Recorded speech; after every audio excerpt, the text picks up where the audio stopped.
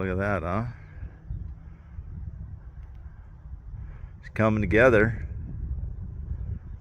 And these other pieces that are laying out here on the ground, those are likely wall pieces that need to go up. Here's all the trusses that we got. Look at that. Trusses, man. Trusses, trusses, and trusses. Trusses and joists and trusses and joists. So I got trusses for the roof system.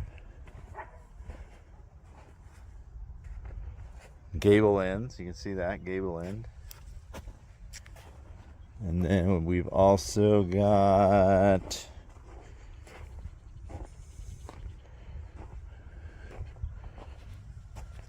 these joists that are the end joists for the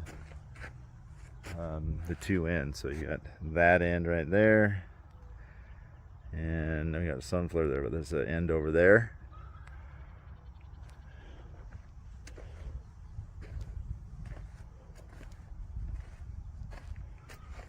And each one of those should be different based upon configuration of the roof panel. So, because the roof's a little bit different on one side versus the other side. Because that side over there, it flows from that side of the house directly into the garage out that direction.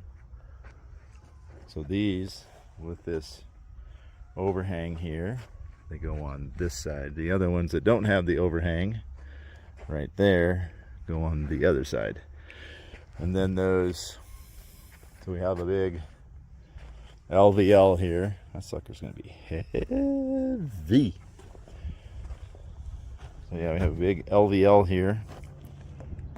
And that goes across and spans part of our garage. And then these joists are I-beams, wooden I-beams.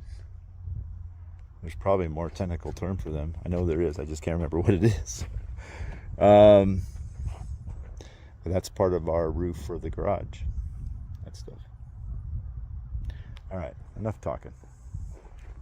Peace out, time to get to work.